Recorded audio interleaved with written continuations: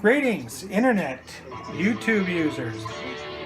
It is I, your quintessential stud muffin. I am your unemployed superhero, Maddie Clark, coming to you live from the Music Conservatory of Casa de Clark in Independence, Iowa. It is 3 o'clock. Turn on the TV here so you can hear me talk. It is 3 o'clock on the 1st. I should probably kill this thing too. On the 1st of November 2016, day 26 of my official exile from employment. I am coming to you live from the Music Conservatory with the mighty JP100D over my shoulder.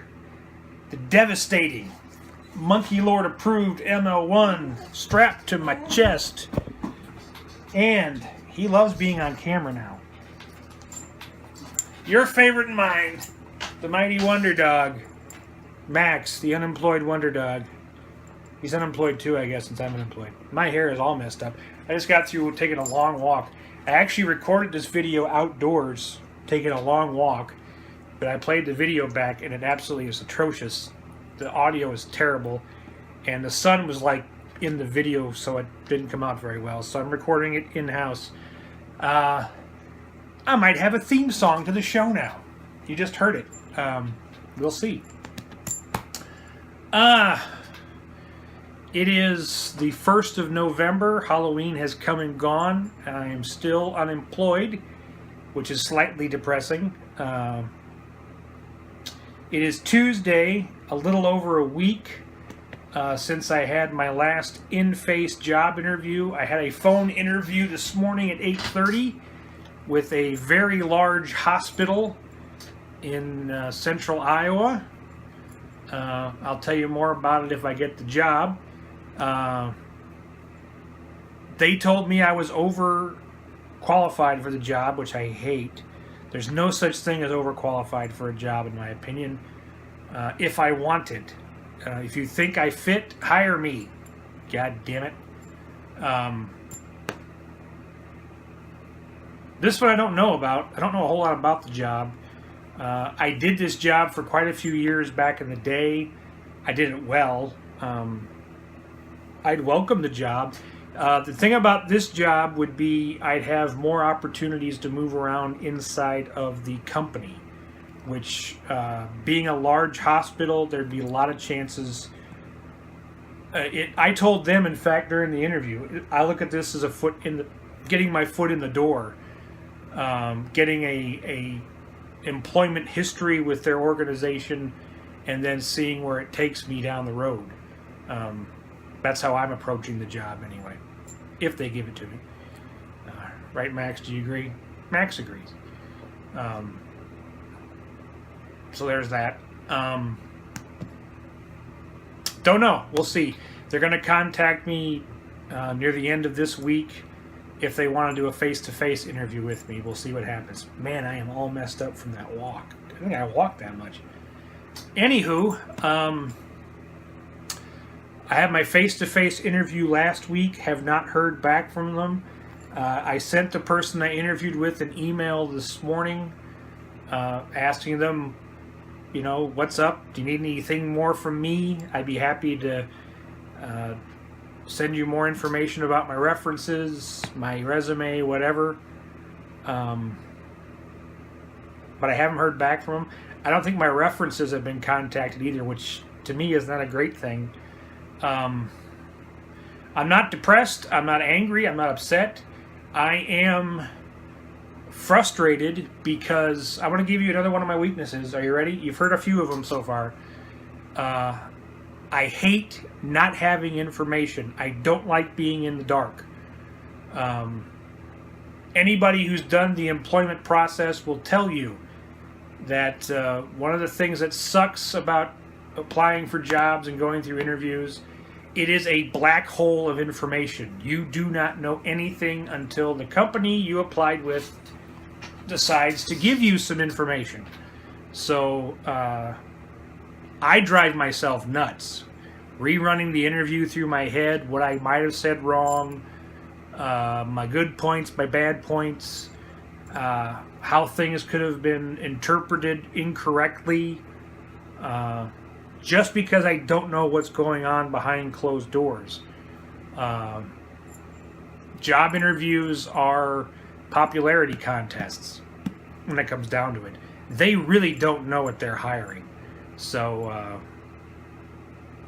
it pretty much comes down to a gut feeling in your resume, I think.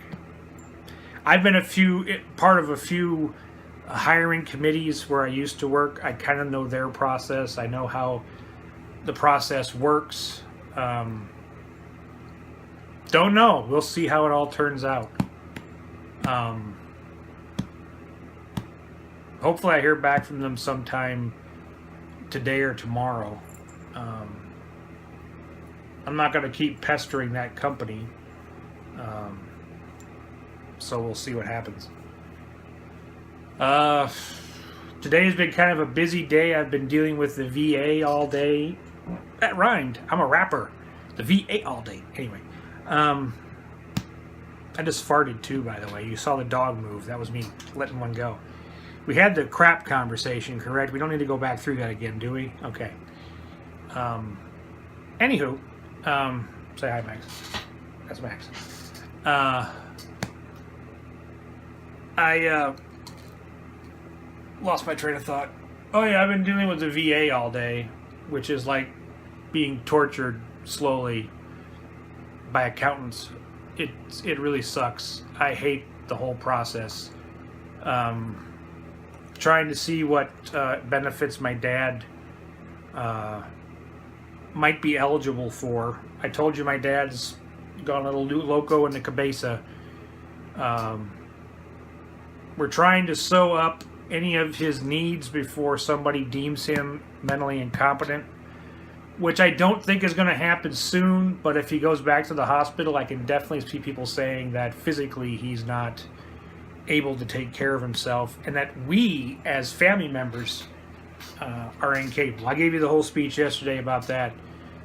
If you don't know, if you have a family member who's in the same kind of boat my dad's in, and they are a veteran, I'm not an expert. Don't take my word for it. But from what I've been reading online, veterans who have been parts of foreign wars like Vietnam, Korea, World War II, I'm not sure about the Gulf War. I know for sure Vietnam, Korea, and World War II, they qualify for what's called the VA AA benefit. I forget what it stands for.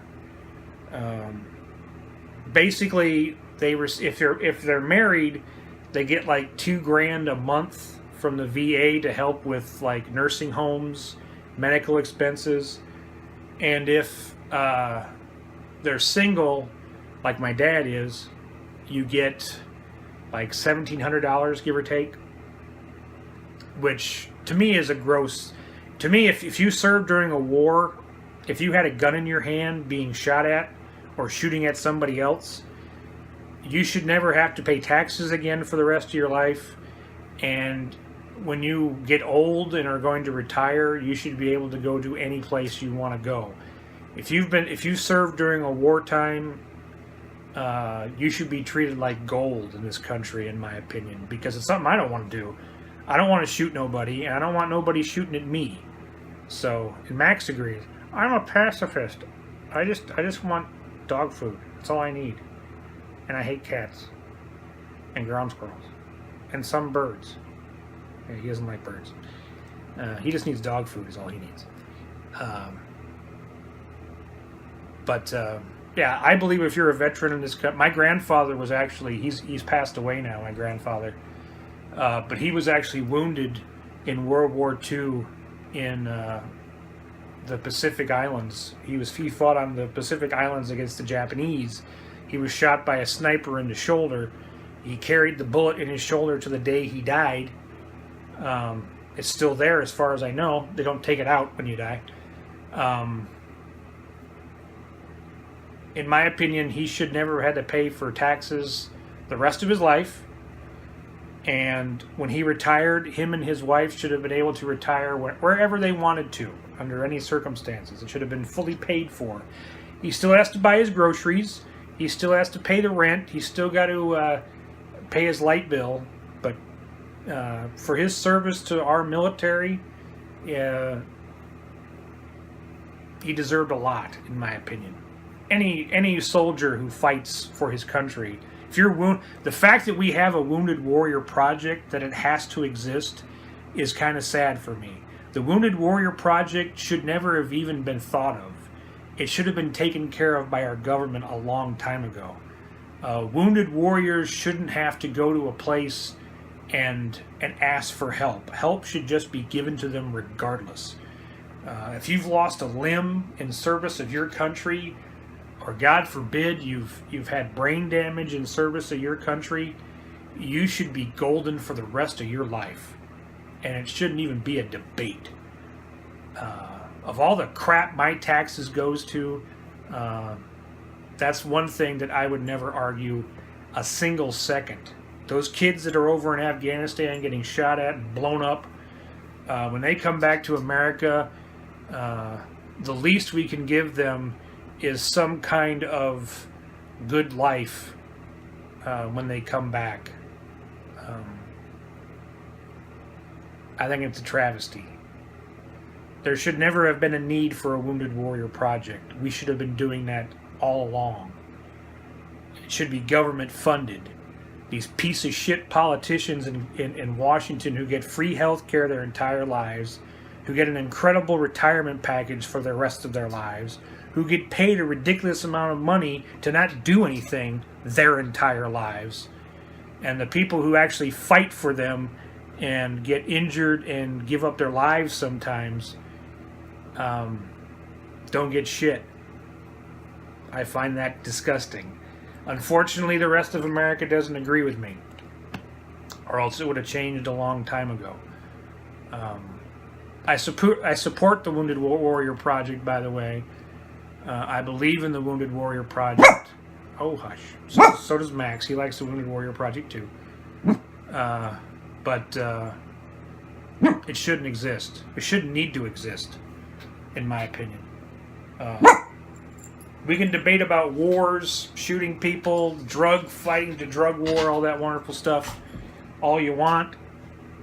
But the fact of the matter is, there's real people who suffer, and they're the ones who should be thought of, not, in my opinion. That's my Wounded Warrior Project rant, by the way. Support the Wounded Warrior Project. It's a good thing.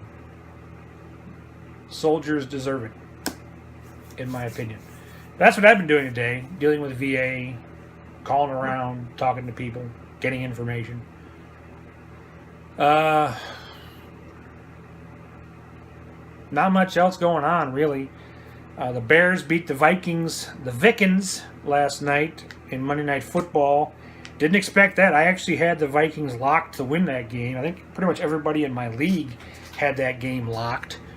The NFL's a mess this year. I did my Hell in a Cell rant. One more thought about WWE. Apparently the Sami Zayn, Braun Strowman, whatever thing it was, is not going to happen now. I don't know. They got Braun. He won a Battle Royal last night, and then is going to be on Team Raw for Survivor Series. But I'm like, what was the thing with Sami about then? I don't know. I don't know. I'm confused. My guess is they'll probably have him and Kane go nose. Actually, they have the Wyatts on SmackDown, so the Wyatts may go up against him. That'd be interesting to have him go against the Wyatts. We'll see. Yeah, that's pretty much it. I'm in a lack of information funk. That's where I'm at right now. Just kind of driving myself crazy, trying to get some information from people. Filling out job applications. Writing 25 different versions of my resume. I'm on revision like 12 now, I think, of my resume. Just doing various stuff. Keeping myself busy.